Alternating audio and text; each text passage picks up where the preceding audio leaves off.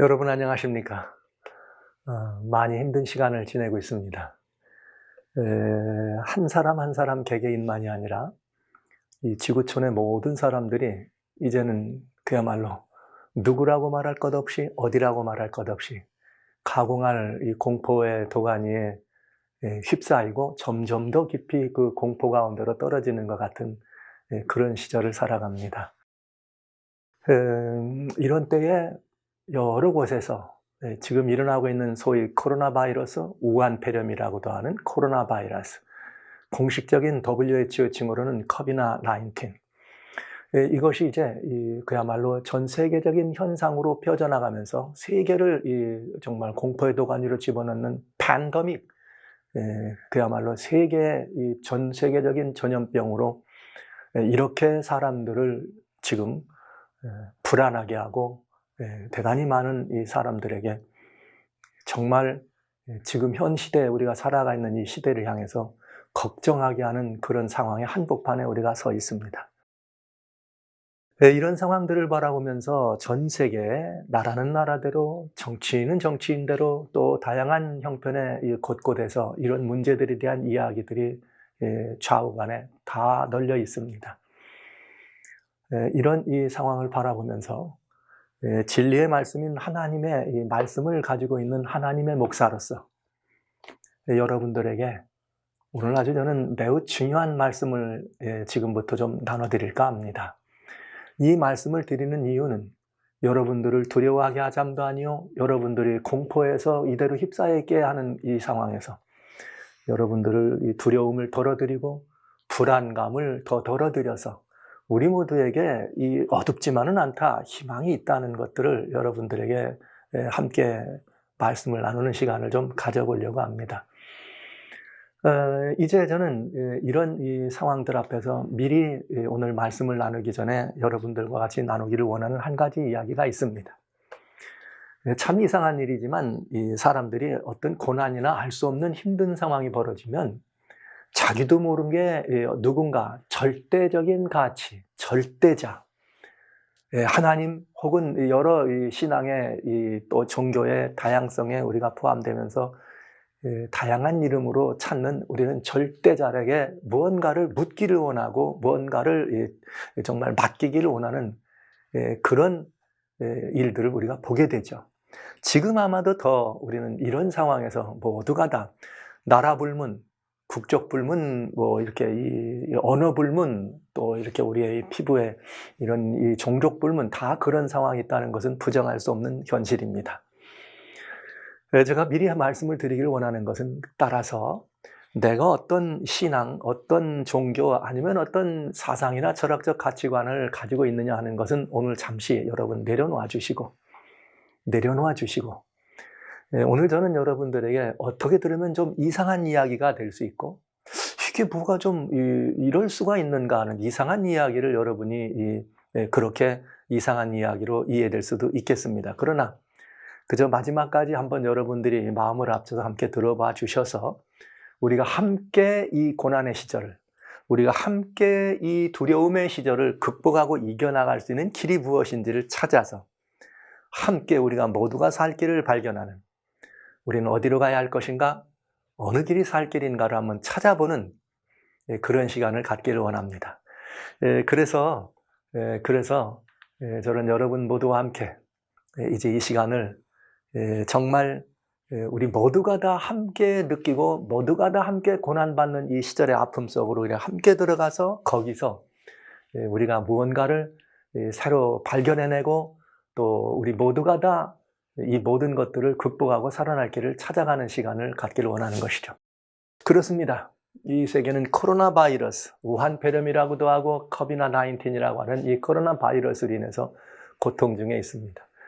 단순한 고통이 아니에요. 정말 패닉 상태에 들어갈 정도로 다양한 나라들에서 다양한 그런 그 사람들 사이에 이런 일이 있는 것을 보게 됩니다. 그래서 이젠 코로나 바이러스가 팬데믹이라 전 세계적인 역병이다, 전염병이다, 이런 이야기를 우리는 이제는 만국 공통어처럼 쓰는 이 시절이 됐다고 하는 것입니다. 부정할 수 없는 이 사실.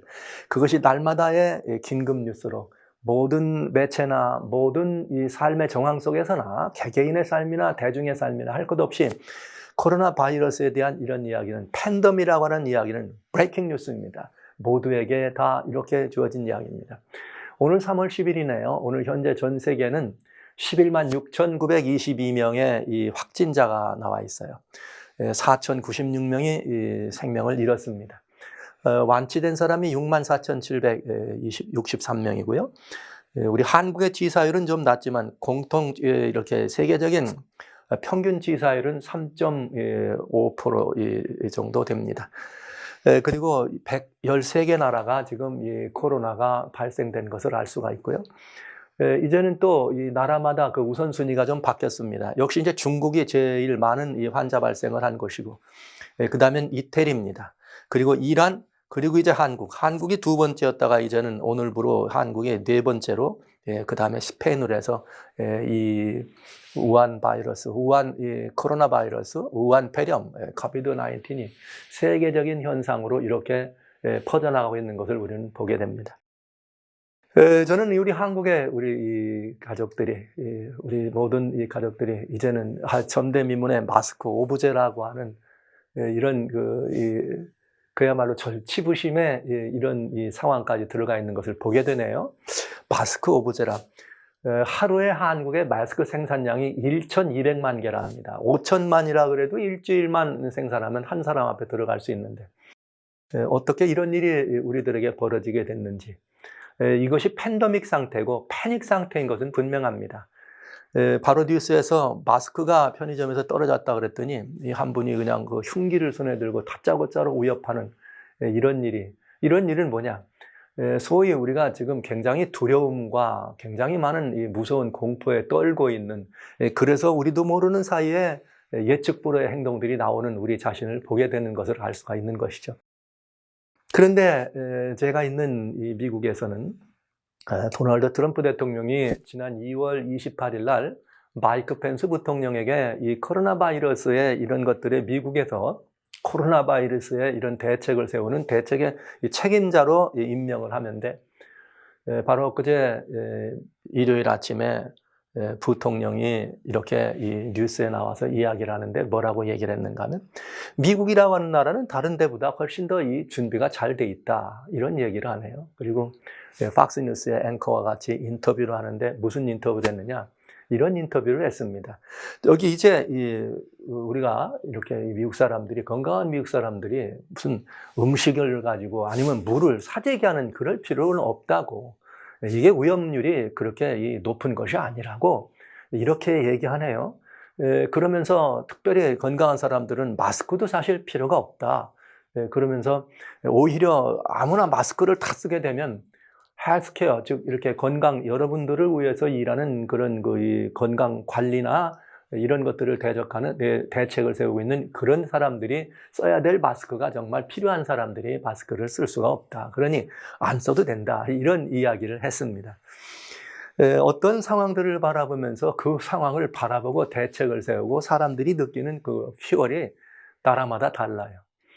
또 미국인들 이렇게 이 코로나 바이러스가 지금 이렇게 번성하지 않는 것은 아닙니다. 그런데 왜 이 사람들은 이렇게 말을 할까? 그러면서 또 무슨 얘기를 했느냐, 이런 얘기를 합니다. 이게 어저께 얘기입니다. 3월 9일이죠. 매체들이 나와가지고 미국은 후루로 지금 이번 시즌에 미국의 후루 시즌은 10월 1일부터 2월 말까지가 후루 시즌이야. 5개월 동안. 이번 후루 시즌에 미국에서는 지금까지 어린아이 136명을 포함한 2만여 명의 사람들이 플루로 목숨을 잃었다, 이렇게 말했어요. 그래서 2009년 10월부터죠. 2009년 10월 1일부터 2020년 금년 29일까지 자, 플루에 걸렸던 사람들은 3,400만 명. 적게. 그 다음에 이것 때문에 이렇게 병원을 들어와서 치료를 받았던 이 사람들은 1,600만 명입니다. 그리고 병원에 입원해 있던 사람들은 35만 명이에요. 죽은 사람들이 최하 2만 명에서 5만 2천 명. 그러니까 그 이후에는 꼭 플루라고 하는 것과도 관련된 유관한 일로 인해서 죽은 사람들이 5만 2천이다. 그러니까 지금 현재 우리가 약 한 11만 명의 확진자가 전 세계적이라고 얘기한다면 플루라고 하는 것에 감염된 사람, 이렇게 이 의료적인 이 진료를 혜택을 받은 사람이라고만 해도 1600만이라고 하는 미국 사람들의 이 독감이죠. 유행성 독감에 걸린 사람들에 비하면 아직 이 나라 한 나라보다도 훨씬 적다. 이렇기 때문에 미국 사람들은 조금 코로나 바이러스에 대해서 우리 전 세계 다른 나라들이 느끼는 것처럼 그런 그냥 패닉을 느끼는 것은 아니지 않는가. 이런 생각도 해볼 수 있습니다만 공영 매체를 통해서 저렇게 이런 것들을 발표합니다. 이 말은 그렇게 떨지 말라. 공포에 휩싸이지 말라. 이런 얘기를 하고 있는 것이죠. 그런데 지금 참 이상한 일이긴 하지만 플루가 한국에서는 1.0% 정도밖에는 치사율이 낮아요. 옛날에 있었던 사르스나 메르스에 비해도 많이 낮은 경우입니다. 그럼에도 불구하고 전파 속도가 빠르기 때문에 이 전파 속도가 빠르다는 것 때문에 사람들은 아주 가공할 공포에 휩싸여 있는 것을 보게 되는 것이죠. 이렇게 이 뉴스나 매체를 통해서 나타나는 많은 현상들을 보면은 많은 분들이 정말 대단히 두려워하는 것 같아요. 마스크 하나를 사러 갔다가 못 사고 나오는 사람들의 표정이 아주 묘합니다. 아주 불안해하는, 전혀 대조적인 이 세계 한 지구촌 안에 태평양을 사이에 두고 있는 사람들의 그 모습이 이렇게 다른 것은 무엇일까? 저는 이런 모습들을 바라보면서 여러분 여러분 이 문제가 가공할 공포로 우리를 끌어들이는 이 공포의 배후는 죽음이라고 하는 것이 앞에 나와 있는 이 공포의 배후에는 무언가 좀 다른 의미가 있지 않은가, 여러분들에게 미리 말씀을 드리는 것입니다. 자, 이렇게 해서 정말 우리들이 겪는 이런 환난을 바라보면서 혹 하나님을 아는 사람들, 교회나 이런 곳에서는 다 지구 종말이 이제 신호다, 재림의 징조다, 무슨 종말의 징조다, 이런 얘기를 하면서 준비하시오, 여러 많은 이야기를 하면서 우리 이 대중 매체들을 이렇게 피한 모든 SNS나 교회나 이런 것들을 통해서 그런 방송 매체들이 그렇게 사람들에게 일러주는 것을 보게 됩니다. 그 또한 이렇게 이 공포를 현재 이렇게 느끼고 있는 사람들에게 그 모든 것들을 극복할 수 있는 찬스가 될는지, 아니면 혹시 더욱더 공포감을 조성하는지 모르겠어요. 오히려 더 그런 말들이. 그러나 오늘 저는 여러분들에게 아주 중요한 이야기를 지금부터 나누려고 그래요. 인생이 겪는 모든 고통과 재난에는 이유가 있다고 하는 것이죠. 그것이 개인적인 것이든 아니면 범지구적인 것이든 어느 이 집단, 어느 단체이든 우리가 겪는 이 땅의 모든 일에는 이유가 있다. 그 재난에는 이유가 있다. 그래서 이런 이 재난이나 큰 그야말로 이 팬데믹, 지구촌적인 그런 역병들의 발생을 바라보면서 사람들이 이구동성으로 모두가 다 함께 느낄 수 있는 건 뭐냐면, 이게 혹시 하나님의 심판인가? 이래서 오는 재앙이 아닌가? 하나님이 주시는 재앙이 아닌가? 이런 이 생각을 하는 경우가 있어요. 아니면 또 한간에 떠들고 있는 어떤 그런 이렇게 컨스피러시 티어리라고 하는 음모론자들이 지구촌을 어떻게 하는 이렇게. 여하튼 이런 배후에 이런 일들이 일어나고 있는 배후에는 우리는 두 가지로 볼 수 있죠. 하나님의 혹은 심판으로 말미암는, 회초리로 말미암는 재앙이냐, 아니면 인위적으로 무엇인가 이 세상의 어떤 그 어둠의 세력들이 그렇게 펼쳐져가는 그런 음모의 이런 한복판인 것인가, 이런 것들은 생각해 볼 필요가 있습니다. 문제는 어느 것이든 우리는 어디로 갈 것인가, 즉 이건 무엇인가 하면 우리는 어떻게 선택할 것인가. 고난이나 고통에는 이유가 있는데 그로 말미암아 우리가 어떤 공포에 휩싸여서 죽음을 피해서 달아나는 도망자처럼 그렇게 어디론가 갈 것인가. 방향도 목표도 목적도, 그리고 확실한 답론 없는 것을 향하여 갈 것인가. 아니면 이 지구촌에 떠돌아다니고 있는 SNS에 여러분들 다양한 형편의 이것이다 저것이다, 이렇게 하면 대책이 된다, 바이러스 아무것도 아니다, 이렇게 하면, 거기에서 어떤 희망과 답을 찾을 수 있을 것인가. 이것들이 우리들의 사실 따지고 보면 문제이죠. 자, 저는 여러분과 같이 이런 모든 것들을 바라보면서 하나님의 말씀을 가지고 있는 이 목사기 때문에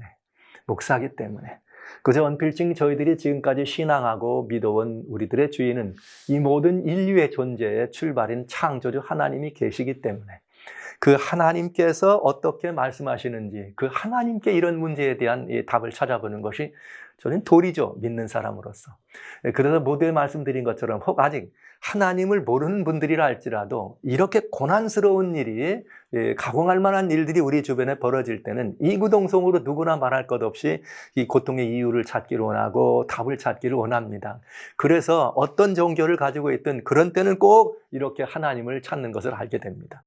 그래서 여러분들의 공통된 마음, 합동된 마음을 제가 함께 섞어서 고통과 재난에는 이유가 있는데 이 창조주 하나님께서는 이 우리들에게 주시는 말씀 가운데 이런 문제들에 대해서 무엇이라 말씀하시는가 저는 여러분들에게 전달해 드릴 매우 중요한 사명이 있죠. 예레미야라고 하는 성경 하나님 말씀 6장 16절에는 무슨 말씀이 있는가 하면 이런 말씀이 있습니다.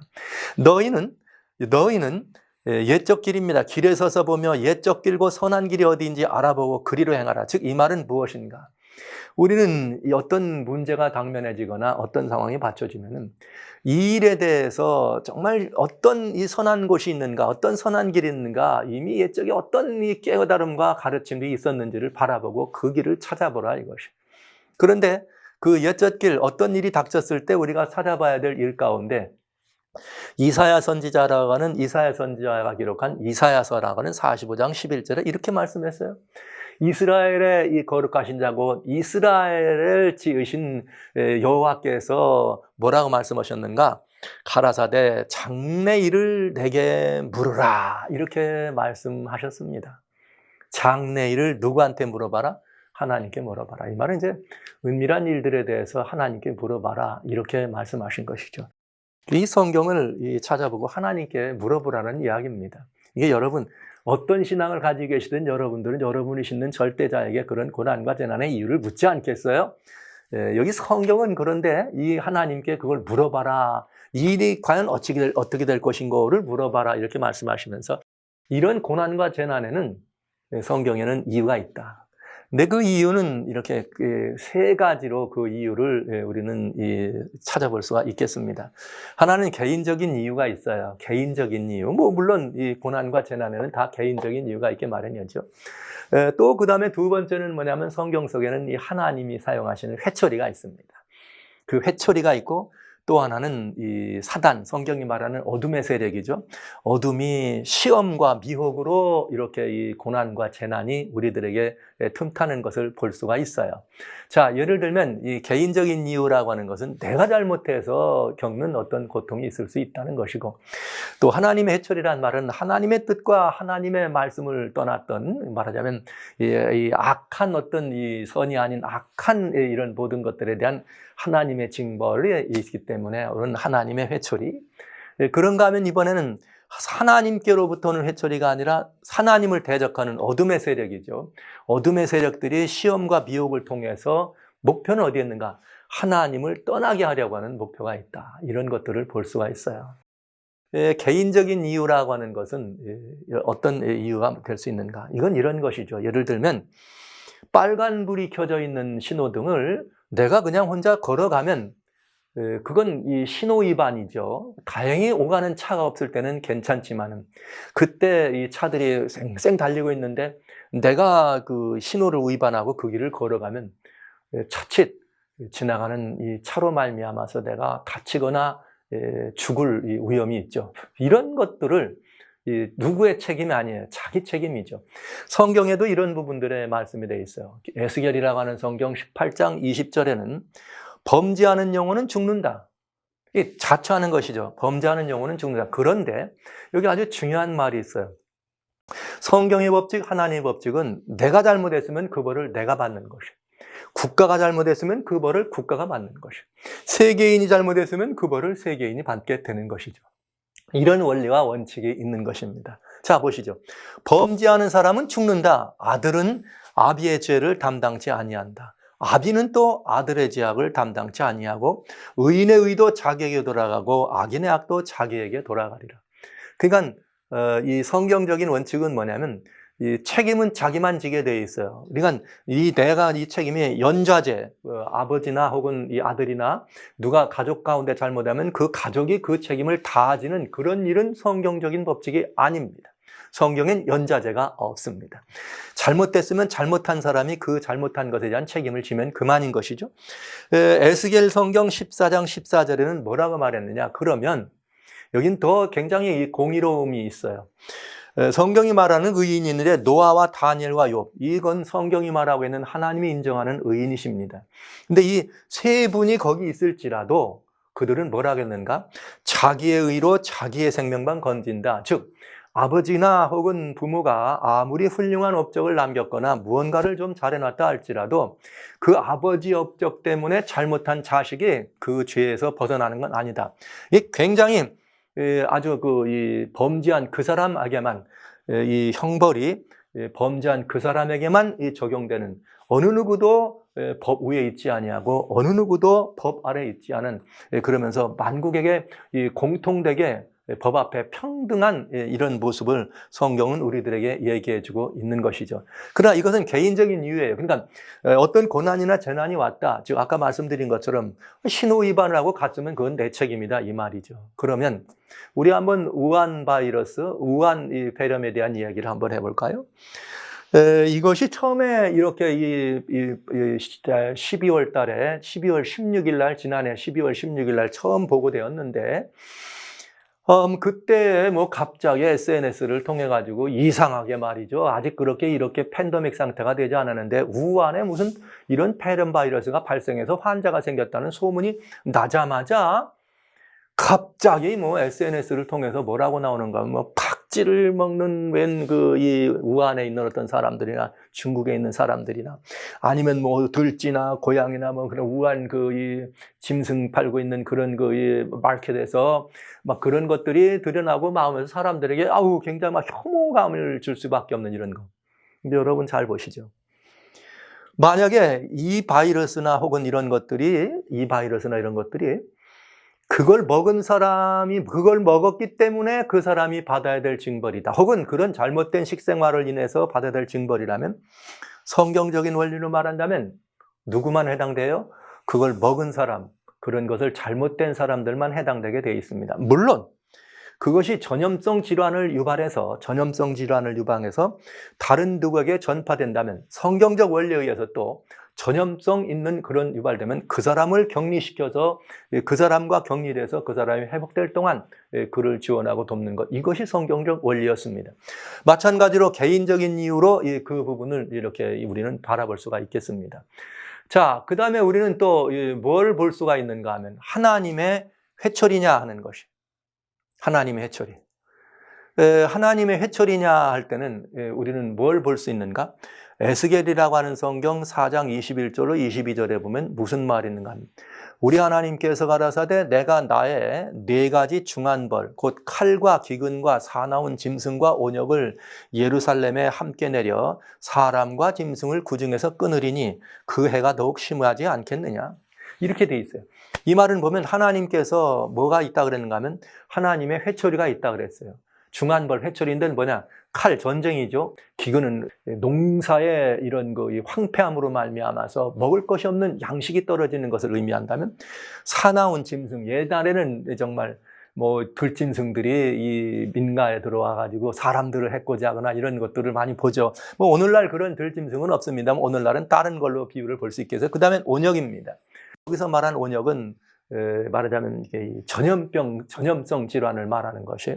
그러나 이런 것들이 하나님의 회초리가 있다. 하나님의 회초리가 있다. 그러나 주님은 이런 회초리를 쓰실 때 뭐냐면, 그러나 이 회초리가 있을 때도 그 회초리를 면하는 사람들이 있다. 즉 이건 뭐냐? 하나님께서는 그런 회초리를 쓰실 때 그 회초리의 목표가 뭐냐? 그것은 징벌이 목표가 아니라 뭐가 목표다? 살게 하고 그들을 회복하는 것이 하나님의 목표다, 이런 말을 하신 것이에요. 그래서 하나님의 이 회초리를 우리가 얘기할 때 뭘 보면 알 수 있는가? 예레미야 29장 11절로 13절에 보면 하나님이 정말 아름다운 말씀을 했습니다. 나 여호와가 말한다. 너희를 향한 나의 생각은 내가 아는데 그건 재앙이 아니다. 곧 평안이다. 장래 소망을 줘. 아니, 아까까지는 화가 있으면 회초리를 때린다고 하더니 이건 또 무슨 말인가? 주님은 회초리를 대거나 이런 거로 해서 우리를 징벌할 수는 있다. 그러나 그것이 재앙을 주시는 하나님의 본 마음이 아니라 하나님은 오히려 그런 때 하나님은 평안을 주시기를 원하고 장래에 소망을 주려 하는 것이다. 혹 너희들이 내가 회초리를 뗄게 도망치지 말아라. 도망치지 말고 오히려 내게 와서 부르짖고 내게 기도하라. 그러면 내가 너희를 듣고 고칠 거다. 너희가 전심으로 나를 찾고 찾으면 너희가 나를 만날 수 있다. 즉 이 말은 무슨 말이에요? 하나님께서 내려오는 어떤 이 징벌의 회초리가 있을 때, 우리는 어떻게 하는 것이 그것이 하나님의 징벌의 회초리였느냐? 그것은 하나님께서 돌아오라 하는 이야기인 것을 우리는 알게 되죠. 그러니까 이런 말이에요. 아버지나 어머니가, 아빠나 엄마가 자녀들을 양육하는데 때로는 회초리를 댈 때가 있어요. 아무 때나 되지 않죠. 참다 보다 혹은 더 이상은 안 되겠다 그러면 회초리를 댈 때가 있습니다. 그런데 그 회초리를 댈 때에 어떤 일을 합니까?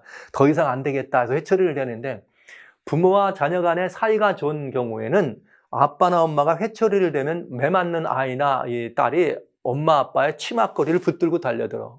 이게 더 때려도. 그러나 관계가 조금 이렇게 이 아버지를 두려워하거나 아버지를 무서워하는 그런 자녀들은 아버지가 회초리를 들면 도망갑니다. 이게 돼 있어요. 아버지와 관계가 좋아서 서로 사랑하는 아빠를 아는 이 아들은 아버지가 회초리를 대면 울면서도 맞고 나면 아빠 품에 와서 안겨죠. 엄마가 아이들을 때리려고 엉덩이를 때리면은 엄마 치마 안으로 막 더 달려드는 게 자녀의 마음이에요. 이것이 부모와 자녀 간의 관계죠. 바로 그 말을 하는 것이에요. 하나님께서 우리들에게 이 모든 것들을 보여주시면서 이런 재난이나 재앙이 온다. 그럴 때 그것은 결국은 뭘 말했느냐? 결국은 뭘 말했느냐면 그것은 하나님께서 우리를 향해 희망과 우리를 향해 이 소망을 주기를 원하는 하나님의 이 뜻이 있다고 하는 것을 우리는 보게 되는 것입니다. 자, 그럼 이번엔 세 번째죠. 사단이, 하나님을 데려가는 사단이 그 시험과 미혹이 있다는 것이. 그건 뭐냐? 성경의 사단론으로부터는 그런 이 사단도 굉장히 중요한 그런 이 재난을 가져다 주는 것을 볼 수 있는데 대표적인 사례가 욥기입니다. 욥기에 보면은 이런 말이 있어요. 하나님 앞에서 사단과 하나님이 대화합니다. 그러면서 하나님께서 사단에게 너 이 착한 욥을 본 적 있니? 동방에 있는 욥을 본 적 있니? 그랬더니 사단이 욥이 그렇게 사는 이유가 있습니다. 그 이유는 욥이 까닭없이 하나님을 경외하겠습니까? 이 말은 무슨 말이에요? 너 욥아, 사단아, 네가 세상을 다니다 왔는데 동방에는 욥이란 사람이 있다. 그가 말이야 어떤 상황에 어떻게 그렇게 이 하나님 나를 경배하는지 참 예쁘기 짝이 없지. 그랬더니 사단이 질투하고 사단이 그를 참소하는 거죠. 하나님, 까닭없이 욥이 하나님을 좋아하고 경배합니까? 욥이 하나님을 따르고 하나님을 경배하는 데는 이유가 있습니다. 그건 뭐냐? 소위 말하면 편애한다는 거죠. 이렇게 까닭없이 하는 것이 아니잖아요. 그랬더니 하나님, 그래? 그러면서 하나님께서 뭐라고 얘기하냐면 그러면 네 말대로 내가 욥을 축복해주고 욥의 복조가 욥이 잘 되니까 나를 경외한다고? 오케이. 그렇다면 네가 그의 모든 소유물을 한번 네 마음대로 한번 쳐봐라. 그래서 그러면 이렇게 해봐라. 하나님께서 사단에게 허락했어요. 왜? 사단이 그렇게 말했거든요. 하나님이 만약에 이렇게 욥의 모든 소유물을 치면 그래도 하나님을 욥이 좋아할까요? 아닐 거예요. 욥을 하나님은 너무 편애하기 때문에 욥이 하나님 경외하는 거지 그럴 리 없습니다. 그랬더니 하나님께서 욥에게 그러면 그래 봐라. 그러나 그의 소유물, 모든 것을 다 소유물이라 그런 말은 가진 것만 아니라 심지어 이 자녀들까지라도 성경 속에 자녀들까지라도 네 맘대로 해봐라. 그러면 그가 욕하는 자만 두고 보자. 그렇게 해서 사단이 욥의 모든 소유를 칩니다. 그때 하나님께서는 욥에게 그러나 욥 하나 그 개인 그의 몸에게는 손대지 말라. 즉 욥의 생명은 거느리지 말라 그랬어요. 그 바람에 사단이 내려가 가지고 이렇게 무슨 일을 하는가 하면 욥의 재산을 욥의 그 자녀들을 다 없애 가지고 완전히 이 빈털터리가 되게 만드네. 자녀들까지 다 죽었습니다. 그래서 사단이 어떡하나 본다 이 말이죠. 근데 욥기 1장 22절엔 뭐라고 됐는가? 그런 모든 것들을 다 빼앗겼지만 이 모든 일에 욥이 범죄하지 않습니다. 오히려 하나님을 뭐하지 않아요? 어리석게 원망하지 않더라. 이것이 욥이었습니다. 사단도 봤지? 자, 이렇게 여러분 지금 보셨죠? 사단도 뭘 가져다 줄 수 있어요? 재난을 가져다 줄 수 있어요.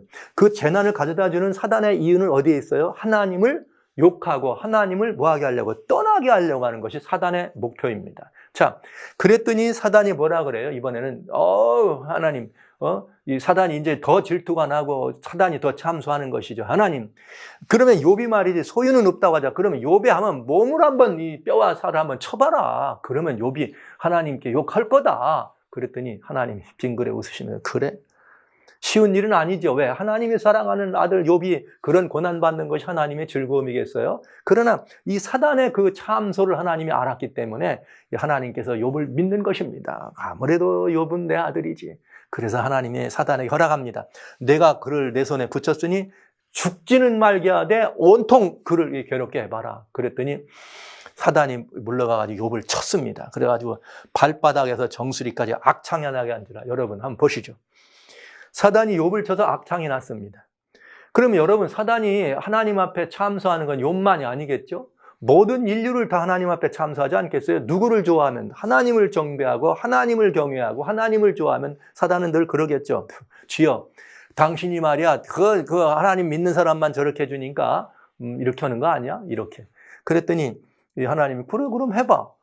그 소유나 아니면 소유의 이 많음이나 아니면 어떤 부의 어떤 것만 아니라 그가 가지고 있는 모든 것들이 이 땅에서 부요롭고 평화롭고 고요하고 넉넉하기 때문에 하나님을 충성하는 것이냐, 아니면 이 모든 것들이 없을지라도 하나님께 충성하는 사람들이냐 하는 이 문제를 가지고 하나님과 사단 사이에 이 문제가 생긴 것입니다.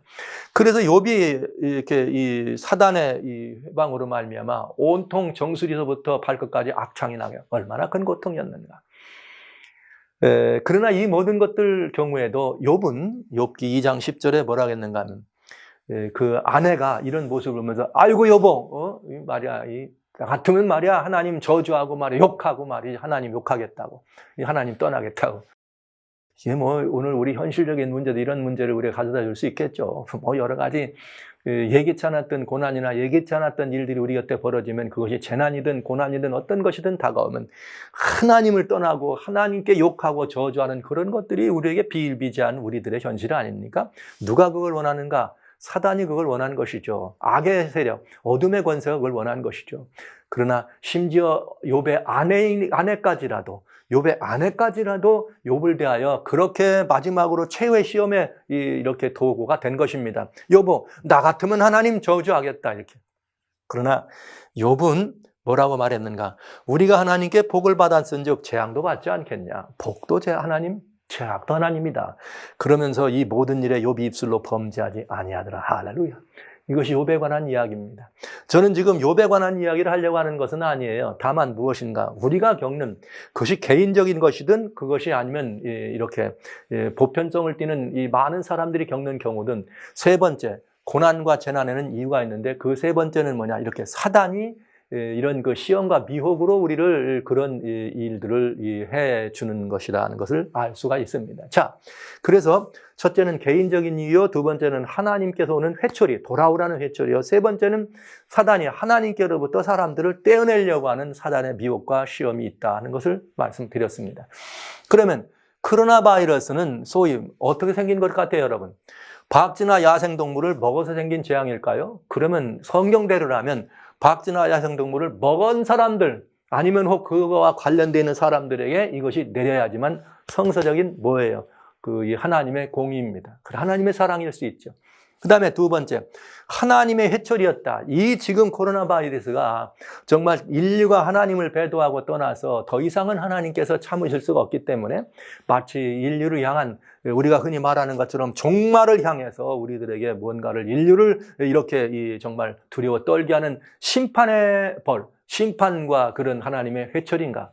그렇다면 여러분, 이것은 하나님께로 돌아오라고 하는 더 이상 이러지 말고 하나님께 돌아오라고 하는 하나님께로의 초청이란 사실을 우리는 인정해야 하는 것입니다. 그 다음에 세 번째 뭐냐, 이것이 만약 어둠의 권세의 주권자인 사단의 시험과 미혹이라면 이건 뭐예요? 인류로 하여금 하나님을 원망하고 하나님을 떠나게 하고 하나님께로부터 우리를 멀어지게 하려고 하는 이유다. 자, 그러면 이제 지금부터 여러분은 선택해야 합니다. 자, 가만히 보니까 1번은 아니네요. 그죠? 1번은 아니에요. 왜냐? 그게 먹은 사람들만하게 생긴 건 지금 아니잖아요. 여기 뭐, 한국 사람들 박쥐 먹는 사람 없잖아요. 미국 사람 박쥐 먹은 사람 없잖아요. 자, 그런데 이런 일을 우리가 겪잖아요, 지금. 여러분, 이렇게, 그렇다면 우리는 1번은 적어도 아니다. 그러면 두 번째와 세 번째, 정말 이 하나님의 회초리라, 정말 이런 이 이야기가 하나님의 회초리인가? 우리는 늘 인플루엔자 감기 독감 바이러스나 아니면 무슨 뭐 이런 1918년경에 스페인을 들어왔던 스페인 독감이나 이런 것들이 내릴 때 이런 팬데믹이라고 하는 이런 어마어마한 사람들이 많이 죽었어요. 그 이후에는 여러분 아시는 것처럼 뭐 사스 2001년부터 이렇게 3년 동안 있었던 사스나 아니면 그 이후에 12년과 15년 사이는 메르스, 그 다음에 15년에 나왔던 에볼라 바이러스와 같은 이런 모든 것들을 바라볼 때마다 늘 우리는 이것이 멸망의 징조요 무엇인가 이런 징조라고 하는 얘기를 해왔습니다. 이것은 하나님의 해초리일까? 아니면 코로나 바이러스가 지금 이제 2019년 12월부터 시작해서 이제 2020년 3월이면 불과 한 두세 달 동안에 전 세계 116개 나라가 이렇게 퍼졌다면 이건 정말 팬데믹이라고 할 수 있죠. 이런 것들은 회초리일까? 이런 문제에 대해서 우리는 따져봐야 되겠습니다. 우리는 어떤 일들을 살펴볼 때 꼭 눈앞에 보이는 그것만 가지고 따져보려고 하는 경우가 있어요. 늘 앞에 있는 어떤 것들에서 원인과 결과를 분석해 보려고 하는 이런 것들은 이 지혜로운 길은 아닙니다. 2019년부터 시작된 일이기 때문에 우리가 조금만 눈을 돌려서 2015년, 2019년까지 한번 돌아보도록 합니다. 하나님의 해초리인가? 아니면 이 사단의 이 어떤 어둠의 세력의 이런 근거로 된 이런 팬데믹인가? 하나님께로부터 우리를 떠나가게 하려고 하는 어둠의 세력의 협박인가를 봐야 되겠습니다. 2019년 1월 달이죠. 1월 24일 날 시카고에 있는 원자력과학연구소에서는 늘 해마다 1월 23, 24, 25, 1월 달 되면은 그 셋째 주에 무슨 일을 하는가? 지구의 운명, 지구의 이렇게 현재 상태로 간다면은 이게 얼마나 정말 위험한 상황이었느냐? 지구가 이대로 간다면 파멸할 수밖에 없는데 정말 얼마나 많느냐? 이런 일들을 얘기하는 둠스데이 클럭이라고 하는 것이 있어요. 정말 예언 시간표죠. 거기에 작년 2019년에는 뭐라 했냐면 업노멀이라고 하는 이런 새로운 업노멀, 뭔가 이게 정말 이게 비정상이다. 정상이 아닌 비정상적인 이런 일들이 있어서 지구는 파멸을 향해서 2분 전이다. 이렇게 얘기했습니다. 2분 전이다. 그러면서 뭘 들었느냐? 세 가지, 여기 뭐라 했냐면, 이 에세이, 세 가지 현존하는 그런 이렇게 합동된 세 가지 위험이 있는데 그 위험은 뭐라 그랬는가 하면 세 가지 스페셜 이슈가 서로, 서로 간에 이렇게 합동되는 유관한 관계였다 하면서 환경 문제, 지구의 환경이 클라이밋 체인지 망가져 있다. 그리고 인간이 가지고 있는 그 첨단 하이테크, 과학과 물질 문명이 가져다 준 첨단의 이런 과학, 그래서 소위 AI 문제가 이제 등장하게 되는 이런 관계였죠. 그러면서 이 모든 것들이 연합돼서 인간의 그런 이기적인 것들이 국가 혹은 개인적인 이기심 때문에 이 첨단화되는 과학을 이용해서 인류를 파멸로 끌어갈 무기들을 만들어낸다. 그래가지고 이 원자폭탄도 소형으로 만들어간다. 이렇게 이 세 가지가 서로 넥서스 함께 합동되고 인터널 안에서 서로 기술적인 이런 그 모든 문제로 인해서 우리는 인류를 위협받고 있다. 이런 얘기를 했어요. 그래서 2분 전이란 말을 했습니다. 이것이 끝난 2분 전이라고 했을 때 과연 이 문제를 우리가 한번 이렇게 살펴보면서 저는 작년 2019년에 하나님께서는 그러면 어떻게 이런 이 마지막 소위 말하는 하나님의 회초리라면 하나님은 어떤 근거와 경우를 가지고 그 회초리를 말씀해 주셨는가? 에스겔이 말한 것에 있었습니다만 이 아모스라고 하는 성경 4장 6절로 12절에는 이 하나님의 회초리에 대해서 아주 굉장히 절묘하게 잘 돼 있어요. 자, 아모스 4장 6절에 보면 뭐에 관한 이야기가 제가 이걸 다 읽지 않겠습니다. 어떤 성읍에 일을 하게 했단 말은 기근이라는 뜻이에요. 기근으로. 그 다음에 어떤 성읍에는 이렇게 비가 오지 않고 어떤 성읍에는 비가 많이 온다. 그래가지고 가뭄과 비가 많이 와서 이 홍수가 있겠다. 근데 이게 언제냐면 추수하기 석 달 전이라 이렇게 돼요. 추수하기 석 달 전이라고 하는 말은 여기 하나님 말씀 마태복음에 보면은 뭐라고 되어 있는가 하면 마태복음에는 추수 때라고 하는 말은 마태복음 13장에 말하기를 뭐라고 말하는가 하면 추수 때는 어떠냐 세상 끝이다 이렇게 말씀하셨네요. 추수 때라고 하는 것은 세상 끝을 말한다. 이렇게 마태복음 13장에 이렇게 주님 말씀했습니다. 그러니까 추수 때는 세상 끝이라는 표현을 우리가 이렇게 얘기하는데 여기 13장 39절에 이렇게 되어 있어요. 여기 추수 때는 세상 끝이요. 이렇게 이 39절에 주신 말씀을 보면 그렇게 되어 있습니다. 그러니까 세상이 끝나기 전에 즉 역사의 마지막에 종말이라고 소위 말하는 징조들을 얘기할 때 기근이 있고 어디는 가뭄이 있고 어디는 홍수가 있겠다. 그러면서 또 여기 보세요. 아주 기억해 주셔야 될 매우 중요한 것입니다. 또 9절엔 뭐냐면 풍재와 깐부기. 풍재라고 하는 말은 태풍이에요. 바람재앙이죠. 바람재앙과 그다음에 이 깐부기와 팥종이 즉 팥종이는 메뚜기예요. 태풍과 메뚜기. 제가 여기 태풍이라는 말을 여러분에게 안 기록해 놨네요. 그 다음에 10번, 10절에는 뭐라 했는가? 너희 중엔 연병이 임하게 하겠다. 연병입니다. 그 다음에 칼로 청년을 죽입니다. 전쟁입니다. 연병과 전쟁이 이끌 것입니다. 그리고 또 뭐가 있는가? 진중의 악취라. 진중의 악취라는 말을 요즘 말로 표현하면 대기나 오염이나 수질 오염으로 볼 수 있습니다. 요즘 미세먼지가 세계에서 미세먼지와 같은 대기오염으로 말미암아 연간 600만의 사람이 죽어갑니다. 이게 마지막 시대인 것은 분명해요. 그 다음에는 뭐냐면 연병이나 전쟁이나 대기 수질 오염, 여기 태풍이나 메뚜기 재앙. 그 다음에는 뭐가 있는가? 불 붙는 나무에서 빼는 것 같더라. 이런 얘기는 뭐냐면 글로벌 소위 워밍이라는 거죠. 글로벌 워밍과 불화재를 말했어요. 그러니까 굉장히 중요한 말들을 여기 하나님께서 그 회초리로 쓰셨습니다. 그러니까 이 하나님의 회초리는 그것이 무엇이든지 간에 하나님의 회초리는 그것이 기근이든 홍수든 가뭄이든 태풍이든 메뚜기 재앙이든 대기 오염이든 수질 오염이든 전쟁이든 전염병이든 글로벌 워밍, 더워지든 화재든 이 모든 것들의 원인은 하나님께로 돌아오라.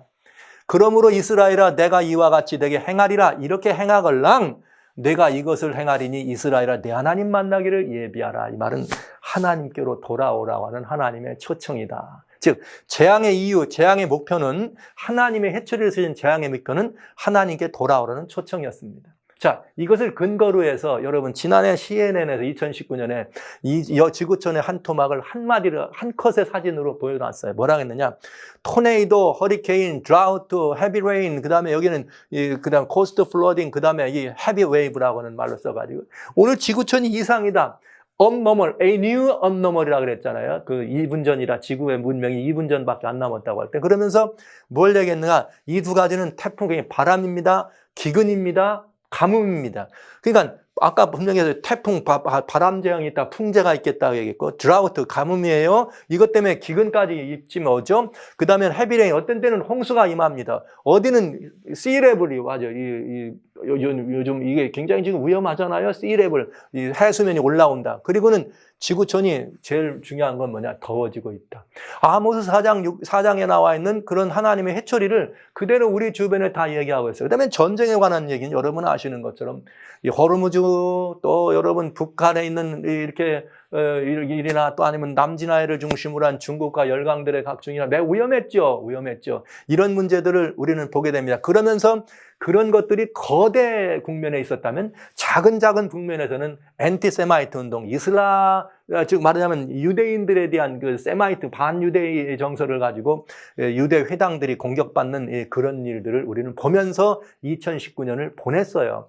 그러면서 2019년의 마지막은 무엇으로 장식했는가? 여러분 아시는 것처럼 솔레이만이라고 하는 이란의 이 군대 장관을 미국이 드론을 폭격해서 이렇게 제거하는 상황이 벌어졌습니다. 그래서 마지막으로 미국과 이란이 드디어 이제 또 한번 그냥 그 일촉즉발의 전쟁이라고 하는 상황까지 갈 그 각박한 그런 이 상황까지 가는 것을 보면서 2019년을 마감하고 그런 상황에도 이 해피 뉴 이어라고 하는 이야기를 미국의 대통령은 얘기하면서 이 어떤 말을 했는가? 이란 까불지 마. 너희들 어떤 경우든 너희가 어떤 것이든지 간에 이런 미국이라고 하는 이 나라를 위해서 뭔가 너희들이 무언가를 하면 절대로 그냥 놔두지 않을 거다, 이런 얘기를 하면서 이렇게 우리는 2020년 금년을 맞이했습니다.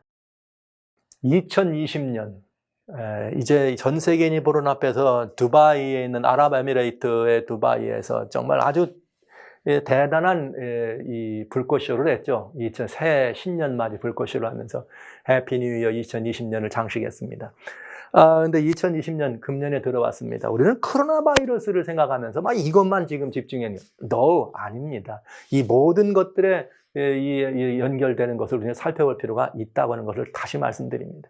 자, 2020년이 들어오면서 우리는 굉장히 전 세계인이 또 한번 놀랐습니다. 뭐냐? 블랙 썸머라고 하는 말은 오스트레일리아, 호주에서 일어난 일이죠.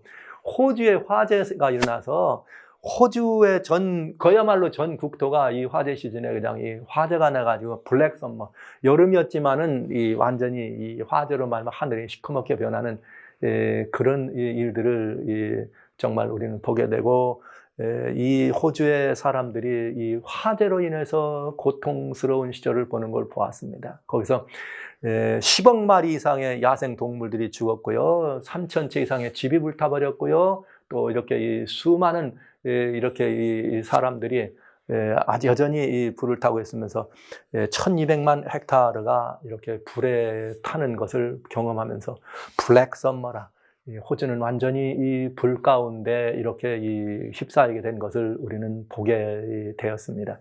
자, 그런데 이것이 2020년의 시작입니다. 그런데 이게 굉장히 세계적 이슈가 됐을 뻔했는데 바이러스 바람에 사라지고 말았어요. 그러면서 이렇게 새 문을 열어갔던 2020년, 드디어 2020년 1월 달 초순에 갑자기 이렇게 이 멕시코에서 화산이 하나 터지면서 다시 한번 환태평양 조상대로 말하는 이 불의 고리에 대한 이야기가 심심찮게 일어나더니 드디어 이 지구촌이 화산 공포가 시작됩니다. 그러면서 불의 고리가 터지는데 포포카테페코르라고 하는 멕시코의 화산이 터지고, 그 다음에 9일날 터지고, 그 다음에 12일날 어디가 터졌는가? 필리핀에 있는 따르 볼케이노라고 하는 마닐라에서 가까운 따르 볼케이노가 터집니다. 따까이따이에서 보면은 이게 전 개인적으로 이 볼케이노 터진 그 자리를 직접 가서 본 적도 있습니다. 약 15km에 해당되는 화산 기둥을, 불기둥을 쏟아내면서 마닐라까지 완전히 뒤집어 엎는 데서 공항이 폐쇄되는 상황을 우리는 보게 됐죠. 그런 세계는 화산대, 이런 그 화산의 공포 가운데 지구촌이 몰려 들어간 것을 보았습니다. 이렇게 2020년은 그 시작부터 불과 화산이라고 하는 이런 이 재난의 소리로 시작됐어요. 그러다가 우한발, 여러분, 우한발. 정말 이 우한이 중국의 10대 도시 가운데 한 7번째 큰 도시라 그래요. 1천만 이상의 사람들이 사는 이 도시인데, 이 화려한 이 도시로부터, 이 거대 도시가 우한 시장에 있는 거기서부터 시작됐다고 하는 그 우한 바이러스. 리원영이라는 박사가 12월 달부터 이제 드디어 이거 위험한 바이러스다, 이 코로나 바이러스다 얘기하면서 그걸 그냥 세계에 이렇게 SNS에 올리면서 이 우한 폐렴에 대해서 세계인이 눈을 돌리게 됐고, 결국은 이것이 이제 확산되면서 본인은 정말 자기의 목숨을 결국은 이 우한 폐렴으로 말미암아 고치지 말고 젊은 나이에 죽게 됩니다. 그런 민족적 영웅이 된 것을 우리는 보게 되죠. 그러면서 전 세계는 코로나 바이러스라고 하는 이 확장된 사건 앞에 우리는 서게 된 것입니다. 자, 유엔 사무총장은 이제 이 바이러스 소식을 들으면서 세계적인 이런 정말 대재앙이다, 이렇게 말했습니다. 그때 2020년 1월에 23일에 시카고에 있는 이 원자력 과학연구소에서는 이런 모든 상황들을 통째로 말하면서 1년 만에 뭐라겠는가? 지구의 이 마지막 둠스데이 클락을 100초 전, 2분 전에서 20초 당겨서 100초 전이라 지구 종말 시계의 분침을 100초 전으로 옮기는 사건이 벌어졌습니다.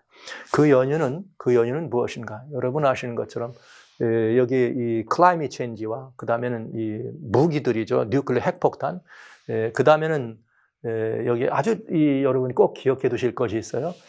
클라이밋 체인지는 작년에도 19년에도 있었던 것이고 뉴클리어 웨폰은 역시 마찬가지로 작년에도 있었던 것입니다. 이 세 가지가 넥서스 됐다.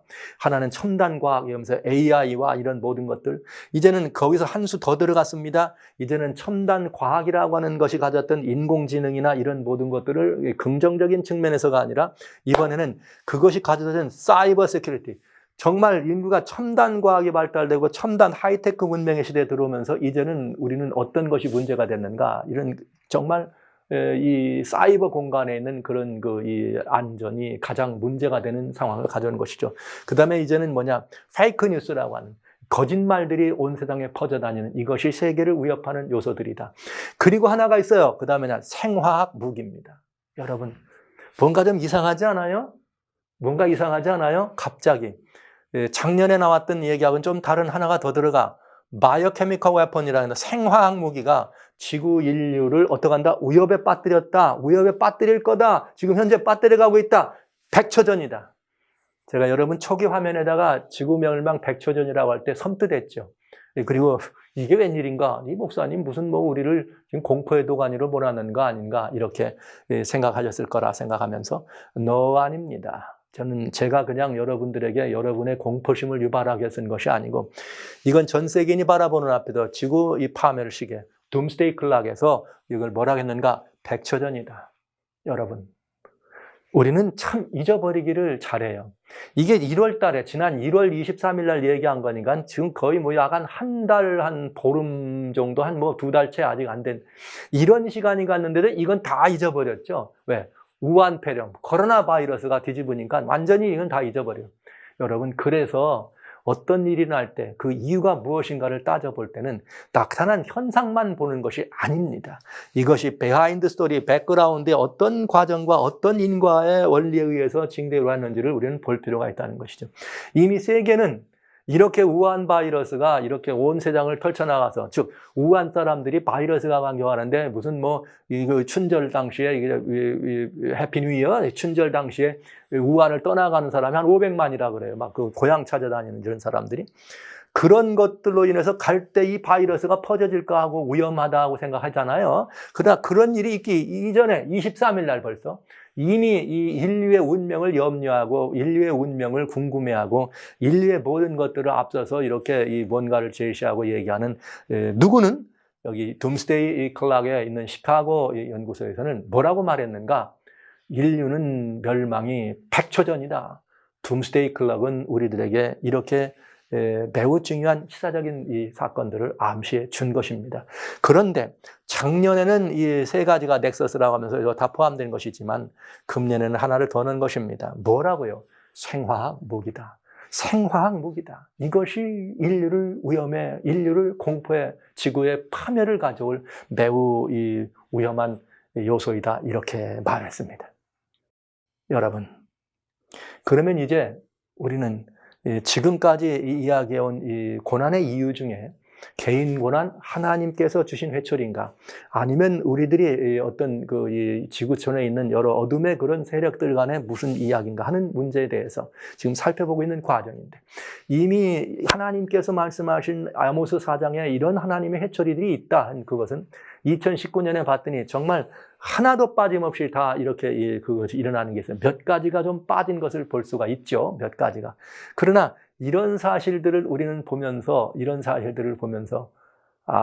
이게 굉장히 우리는 이 상황이 심각하게 우리들에게 이렇게 다가온다는 것을 여러분 예측할 수 있습니다. 제가 여기서 한 말씀 몇 가지만 조금 더 드리고 일단 이 시간에 다음으로 이어서 말씀을 드릴까 합니다. 자, 이렇게 해서 지구 파멸을 100초 전이라고 하는 이런 기사가 나왔는데, 100초 전이란 말은 1947년에 이 원자력과학연구소에서 처음으로 이것을 시작했을 때는 7분 전이었어요. 지구 운명 시기가 7분 전으로 돼서 맨 이 마지막에 이것이 되는 건 1953년 6.25 전쟁, 아직 6.25 전쟁 중이죠. 그러면서 미소 간의 그야말로 냉전 체제가 극약했을 때 원자탄으로 끝날 거다 한 게 2분 전이었습니다.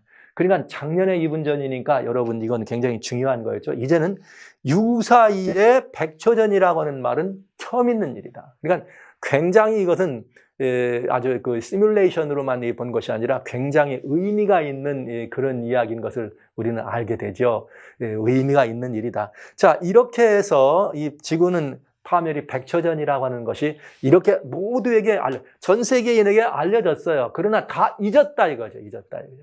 잊고 살아가는 우리들을 향해서 이렇게 보이스 오브 아메리카라고 하는 BA 뉴스에서는 거기다 한 수 더 떴습니다. 지금 우리 매우 위험합니다. 지금 우리 매우 위험한데 특별 기반간의 미시시피강의 이 홍수와 이게 하닷가 마취실이라고 하는 것은 일본 사람들의 축제, 그리고 WTO 무역 기구죠. 그 다음에 지금 현재 우리들이 아주 관심 가져야 될 일들, 그러면서 뭐가 있었느냐?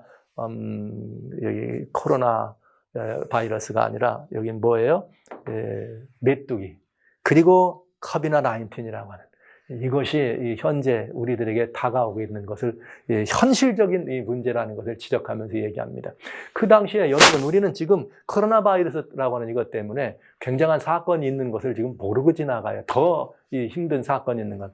미시시피 강이 유사일에 이렇게 불어난 적이 없는 이 홍수를 또 이번에 경험했습니다. 1월 달에 경험하고, 그러면서 이 세계 인구 가운데 야간 상당히 많은 이 세계 인구의 이런 이 생존을 위협하는 사건, 직접적인 또 다른 위협 사건이 뭔가, 바로 아프리카에 있는 동부에서 시작된 메뚜기들입니다. 이 넉넉한 나라들이 아니에요. 이티오피아나 소말리아나 여기 보시는 것처럼 뭐 에리트리아나 이렇게 여기 나와 있는 이런 수단 뭐 이런 곳들이 넉넉한 나라들이 아닙니다. 그런데 여기에 또 메뚜기까지 생겨나가지고 지금 엄청난 이 대재앙을 가지고 있어요. 성경의 메뚜기는 여러분 이렇게 펄벅의 대지에 나오는 메뚜기와 같은 그런 재앙들이 지금, 이게 오히려 지금 메뚜기 재앙이 그야말로 이것도 팬데믹하고 마찬가지로 이 세계적인 현상이 시작될 수 있는데, 지금 이게 메뚜기가 한번 지나가면 그냥 완전히 황폐되고 있어요. 그래서 뭐라고 말했는가 하면은 지금 이 메뚜기의 이런 대재앙으로 말미암아 1,200만의 사람들이 뭘 써야 되는가? 이 식량의 이 부족을, 그러잖아도 아프리카 쪽에 이 식량이 없어가지고 난리 아닙니까? 이 식량의 이런 그 부족으로 말미암아서 굉장히 심각한 타격을 입게 될 것이라고 하는 유엔의 보고를 우리는 듣게 된 것입니다. 1,200만의 생존이 메뚜기 때문에 지금 위협받고 있습니다. 근데 이 메뚜기가 말이죠. 정말 한번 들어갔다 앉으면 파란 색깔리는 나무나 풀은 완전히 다 결단이 나는 그런 것이에요. 근데 이 메뚜기가 여러분 아시는 것처럼 성경에는 팥종이가, 느시, 황충이, 뭐 이 메뚜기 이렇게 성경이 이렇게 이게 메뚜기가 이렇게 유충부터 자라나는 과정에서부터 이렇게 나오는데, 갑자기 날이 덥고 비가 오고 날이 더우면 메뚜기들이 막 백성 극성 부리는데, 이게 지금 짝짓기를 하는 그런 메뚜기철입니다. 지금 메뚜기들이 짝짓기 하는데 이게 다 지금 짝짓기 하는 모습들이에요. 어마어마한 메뚜기 떼들이 이렇게 2019년 우기가 지난 이후로 완전히 이렇게 번성해가지고 지금 아프리카 동부를 지금 쓸었는데, 이게 어디로 올까봐 걱정이냐? 이 메뚜기들이 지금 어디를 향해 건너왔느냐? 이동을 하는 거죠. 아프리카 동북부에서 시작해서 사우디 남쪽에 있는 예멘으로 해가지고 파키스탄까지 지금 완전히 이 메뚜기 유충들이 지나가고 건너가는 것을 보게 됩니다. 파키스탄까지 쓸게 되면은 이거 큰일이다. 곧 중국이 지금 왜 겁내느냐? 유엔의 뉴스에서 뭐라고 말했는가? 이렇게 메뚜기 떼들이 움직이는 이런 정말 예기치 않았던 메뚜기와의 전쟁이 지금 이렇게 일어나고 있는데요. 이런 메뚜기 떼와 이런 전쟁이 일어나고 있는데, 중국에서 무슨 일을 지금 했느냐? 이 메뚜기 떼들과의 전쟁을 위해서 파키스탄으로 오리를 보내겠다, 이렇게 말을 했어요. 오리를 보내겠다. 이게 무슨 소리냐? 파키스탄까지 메뚜기 떼가 들어와서 유충들이 메뚜기 떼가 들어오게 되면 중국은 이제 넘어오면 중국이니까 완전히 지금 폐렴 때문에 난리인데, 여기다 메뚜기까지 들어오면 완전히 중국은 끝장난다. 그래서 오리 군단 약 10만 마리 이상의 오리를 이렇게 보내가지고 오리를 이렇게 파키스탄으로 보내서 그 파키스탄에 있는 그 메뚜기 유충들과 메뚜기 자라나는 이런 모든 것들을 먹게 만들겠다고 하는 그런 이 전쟁을 지금 시작하고 있어요. 자, 이 코로나 바이러스만 문제인 줄 알았더니 이게 굉장히 큰 문제가 되는 것을 여러분 보시고 있죠? 1,200만의 생존이 위협받고 있습니다. 그러나 지금 현재 우리는 코로나 바이러스는 거기까지는 가지 않잖아요. 그러니까 이 어마어마한 대재앙이 우리 곁을 쓸고 있다. 근데 이런 이 재난이라고 하는 것은 이 성경의 아모스에 뭐라 그랬어요? 팥종이가 먹을 거다. 메뚜기 재앙을 얘기했습니다. 그러면서 인류는 이제 이 코로나 바이러스라고 하는 이거에서 또 생존이라는 이런 모든 것들을 가지고 우리는 지금 위협받고 있는 것이죠. 그래서 굉장히 많은 이런 상황들을 우리는 겪고 있는데 정말 이것들이 중요한 것은 직접적인 메뚜기 떼와 같이 눈에 보이는 것들이 그냥 대거대거로 달려오면 아마 그것도 두려움 그럴 거예요. 그러나 코로나 바이러스가 우리한테 드러나는 것은 정말 눈에 보이지 않으면서 또 인류를 말이죠. 제가 여기 한 가지 더 궁금해하는 것이 뭔가. 지금 이 코로나 바이러스가 죽음의 공포만 가져다 준 게 아니라 사람과 사람 사이에 불신의 풍조도 가져다 줬어요. 내 앞에 있는 그 사람이 지금 복인자인지 아닌지 어떻게 알아요? 지나가는 저 사람이 확진자인지 아닌지 어떻게 합니까? 그래서 미국 사람들은 마스크를 쓰지 말라 이거예요. 마스크는 누구만 쓰느냐? 내가 의심 증상이 있거나 확진됐걸랑 써라. 그 사람들이 글을 보고 마스크를 쓴 사람을 보면 피하는 거죠. 저 복균자다. 예를 들면 이런 이거와 같이 서로와 서로를 신뢰할 수 없는 그런 풍토까지 돌아오면서 이런 이 현상들이 일어나게 된 것입니다. 자, 그러니까 코로나 바이러스. 여러분 뭐 이거에 대해서는 이미 다 전문가시기 때문에 제가 이건 설명할 이유가 거의 없습니다. 자, 그러나 이미 이 메뚜기는 저쪽에 한쪽에서는 메뚜기가 인류의 생존을 위협해오고 중국으로부터 시작된 아프리카에서는 메뚜기가 시작돼서 세계를 위협하고 중국에서부터는 이 우한 바이러스가 우한 폐렴이 생겨나서 세계인을 위협해가는 이런 이 상황을 우리는 보게 되는 거죠. 그러면서 사스는 말이죠. 이 사람이 2003년에 중국에서 시작됐는데 메르스는 사우디아라비아부터 시작됐다. 근데 이 사스와 메르스와 이런 모든 것들을 비교하면서 차이점은 뭔가? 코로나 바이러스는 중국에서 난 코로나 바이러스는 가만히 봤더니 한 81%는 그냥 순하게 지나가더라. 14%는 아주 심하고 5%가 매우 위험하다. 그러니까 치사율은 5% 안에 있는 사람들을 얘기하는 것이고요. 여자보다는 남자가 더 이렇게 이 바이러스에 약한 것을 보여줬고요. 그 다음에도 그다음에 연세가 많은 어르신들이 위험하다고 하는 것을 우리는 보여주면서 이 바이러스가 여러분 아시는 것처럼 일본에서는 뭐 그냥 크루즈선 3,000명이 넘는 크루즈선에서 이 바이러스가 이렇게 돼가지고 거기서 확진자가 나오고 그것 때문에 세계인들이 난리가 나고 여기 있던 사람들이 본국으로 돌아가면서 영국으로 돌아가면서 퍼뜨리고 여기 미국으로 돌아가면서 퍼뜨리는 것처럼 이렇게 얘기를 했습니다. 물론 그 와중에 여기 하다카 마츠리라고 하는 것은 일본 사람들의 축제인데 뭐 이걸 고유의 축제이기 때문에 뭐라고 말할 수는 없습니다만 바이러스가 이렇게 공기 중으로 전염되고 타액을 통해 전염되는데 이런 때 이런 그 행사라고 하는 것이 굉장히 위험하다.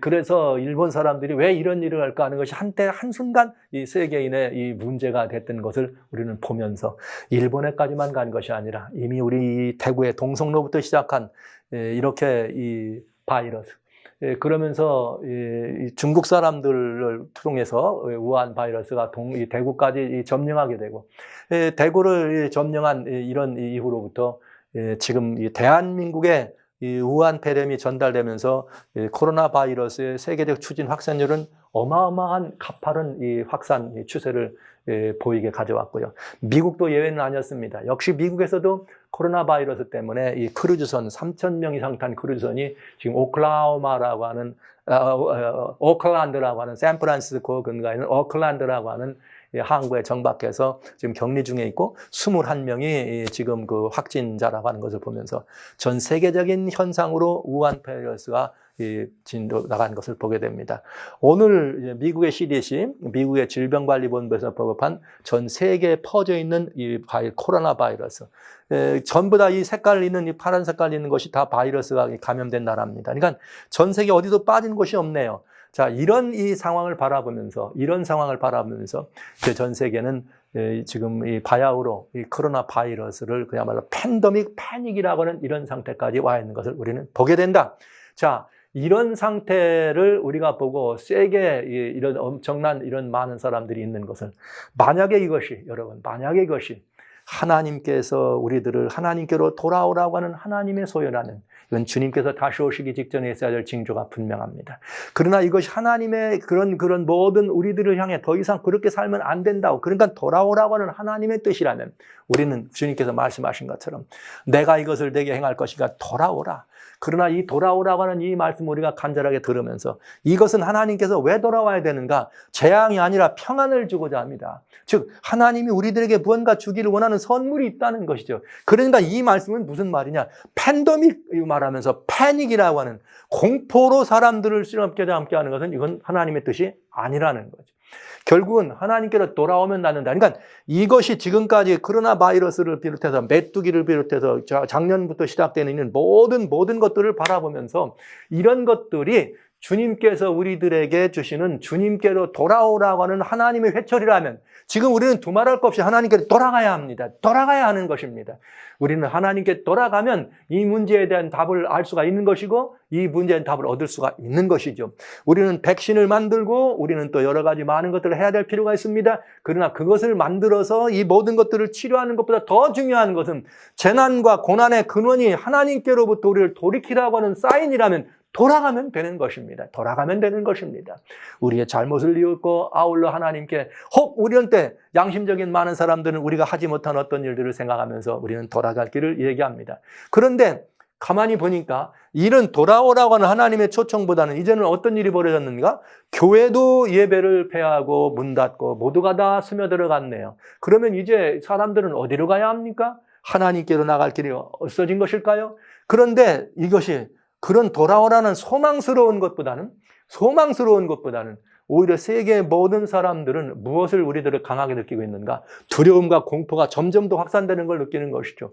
사람이 지나가면 만날 수가 없어요. 왜? 저 사람이 복인자인지 모르니까. 어떤 사람이 다른 사람에게서부터 올까 봐 나도 마스크를 쓰면은 이제는 마스크를 쓴 것 때문에 또 사람과 사람 사이에 뭐가 괴리감이 생기고 불신감이 생기는, 이것들은 모두가 다 바르게 혹은 선하게 아름답고 해피하게 들어가는 그런 것보다는 불신과 불안과 무서움이 진작된다면 이것은 하나님께서 우리 인류를 향해 주시는 선물로 재앙이 아니라 평안을, 소망을 선물로 주시는 하나님 것이 아니지 않는가 하는 생각이 들 수밖에 없다고 하는 것입니다. 자, 이것이 돌아오라는 것이 하나님의 초청이라면, 이것이 이 재앙의 하나님의 초청이라면 우리는 답은 간단합니다. 돌아가면 되는 것입니다. 그런데 만약 이것이 사단의 시험과 혹 미혹이라면, 지금 일어나는 현상으로 본다면 이 모든 재난들을 통해서 인류의 마음이 어허라, 우리가 하나님께로 가야 되겠다. 이것은 정말 이 절대자의 어떤 이런 진노하심인가 보다. 우리 하나님 우리의 잘못을 딛고 돌아갑니다. 이런 분위기보다는 그냥 이 두려움과 공포 속에 있는 그런 시절의 분위기를 보면서 혹시 이것은 하나님께로부터 사람들을 떠내려가는 사단의 시험이나 혹은 미혹이 아닌가. 뭐와 마찬가지로 욥이 경험했던 것과 마찬가지로 어둠의 권세가 하나님께 이 모든 인류의 행복과 유익을 이렇게 시기하고 질투하는 어둠의 권세가, 우리의 평안과 우리의 복됨을 시기하는 그런 그 어둠의 권세가 이렇게 시련과 이런 모든 것들을 통해서 하나님이 계시다면 어째 이런 일이 있을까? 하나님이 계시다면 왜 이런 일이 벌어질까? 하면 이런 마음으로 하나님을 원망하게 하고 하나님을 욕하게 하고 하나님께로부터 우리를 떠나게 하고 인류를 떼놓으려고 하는 혹 사단의 시험과 미혹이라면 우리는 어떻게 해야 될 것인가? 자, 이 모든 문제에 대해서 저는 여러분과 같이 더 이제 이 문제들을 살펴봐야 될 필요가 있다고 여기는 것입니다. 사랑하시는 형제 자매 여러분, 사랑하신 성도 여러분, 어떤 연유든 코로나 바이러스는 공포의 대상이 아님을 알아주시기 바랍니다. 이 코로나 바이러스는 우리들이 물론 이것들을 여기서 회복해야 되고 이것들이 더 많이 전파되지 않게 하기 위해서 우리가 다양한 방법들을 이렇게 모색하고 다양한 또 혹은 필요한 백신들을 개발하는 건 당연히 해야 될 일이지만, 이것이 우리들 공포의 도가니로 몰아넣거나 이것이 우리로 하여금 서로 간의 불신감을 조성해서 인류가 살아가는 삶의 생태계, 이 환경 생태계를 말하지 않고요, 사람들과 사람들이 더불어 살아가는 우리의 이 사람들 사이의 삶의 생태계가 이것으로 인해 망가진다면 여러분, 이것은 정말 이 인류의 희망이 아닙니다. 진짜 이것은 재앙입니다. 그렇다면 여러분, 오늘 우리는 던져 생각할 것이 있습니다. 이것이 사단의 시험과 미혹이냐 아니냐, 이건 이제 다음 시간에 말씀드리기로 하고요. 일단은 작년부터 지금까지 이루어진 여러 가지 다양한 상황을 봤을 때 인류가 겪었던 여러 가지 다양한 무슨 태풍이나 이렇게 홍수나 또 여기 여러분 보신 것처럼 이 지구의 글로벌 워밍이나 해수면이 올라오는 것이나 또 화산이 터지는 것이나 이런 모든 현상들은 사람의 손으로는 어떻게 할 수 없는, 사람의 손으로는 우리가 해답을 내릴 수 있는 일이 아닙니다. 이건 분명히 하나님께서 이 시대의 여러 가지 역사적 상황들을 바라보면서 빨리 돌아오라고 하는 하나님의 쌓인 것이 분명하다고 생각합니다. 그러나 이 코로나 바이러스만큼은 사람들 사이에 더 불신감이, 사람들 사이에 더 혐오감이, 그래서 이 혐오감과 불신감이 모아져서 오히려 이번에는 하나님에 대한 불신과 혐오까지를 조성되게 되는 것이라면, 그래서 오히려 더 하나님의 이 교회를 구성하고 있던 그 그리스도인들까지라도 교회에 가서 예배를 함께 모이는 것은 물론 국가적인 시체계에서 이 장려돼서 안 하는 것도 그것도 물론 중요한 일이긴 합니다만, 그 모여있는 그런 모든 사람들 가운데 서로를 의심하고 서로에 대한 그런 이 모든 것들이 신뢰가 사라진다면, 그리고 또 영원한 생명을 소유했다고 말하는 그리스도인들이 더 앞장서서 아니면 무엇인가, 정말 사회에 이 어둡고 이 고난받는 사람들을 위해서 오히려 더 섬기고 어두울 때 열방의 빛된 되어선 이스라엘의 고생과 같이, 애굽을 밝혔던 고생과 같이 그런 모습으로 우리가 나타나지 않는다면 이것은 하나님께로 내려온 초청의 회초리가 아닐 수 있다는 생각을 하게 됩니다. 살아하신 성도 여러분, 여기 이 성경에는 아주 중요한 이야기들이 우리들에게 많이 주어지고 있습니다. 주님은 우리들에게 말씀하시기를 무엇을 우리들을 통해서 말씀하셨냐면, 하나님께서 우리들에게 너희는 옛적 길 사거리에 나와서 옛적 길고 선한 길이 어딘지 물어보고 그 일을 행하라. 그리하면 너희가 소망을 얻으리라. 이렇게 초청하셨거든요. 아까 여러분 말씀드린 예레미야 6장 16절에. 그런데 그 뒤에 무슨 말이 있는가? 저는 이 말씀을 좀 읽어드릴 마음이 있어요. 하나님께서 파수꾼을 세워서 그렇게 하라고 했지만 너희가 듣지 않는다. 그랬더니 여기 예레미야 6장 18절에 그러므로 열방아 들어라. 회중들아 그의 당할 일을 알라. 땅이여 들어라. 내가 이 백성에게 재앙을 내리리니 이것이 그들의 생각의 결과라. 여러분, 그들의 생각의 결과라. 그러니까 하나님의 초청이라고 믿으면 돌아오면 모든 것이 끝나는데, 이게 아니다, 아니고 또 뭐라고 다르게 생각하면 안 갈 거라, 하나님 듣지 않겠다 하면 그 생각대로 가겠다, 이렇게 됐어요. 굉장히 그 말이 두려운 말이죠. 여러분들에게 오늘 이 말씀을 여기까지 드리면서 저는 이어서 이제 이 코로나 바이러스가 정말 지금까지 있었던 그런 아모스 선지자에 나왔던 이야기들과는 달리 이 코로나 바이러스는 다른 의미가 있다면 그건 사단의 시험과 미혹인가 하는 문제를 여러분과 같이 살펴봐야 되겠습니다. 다시 한번 여러분과 그 시간을 갖도록 합니다.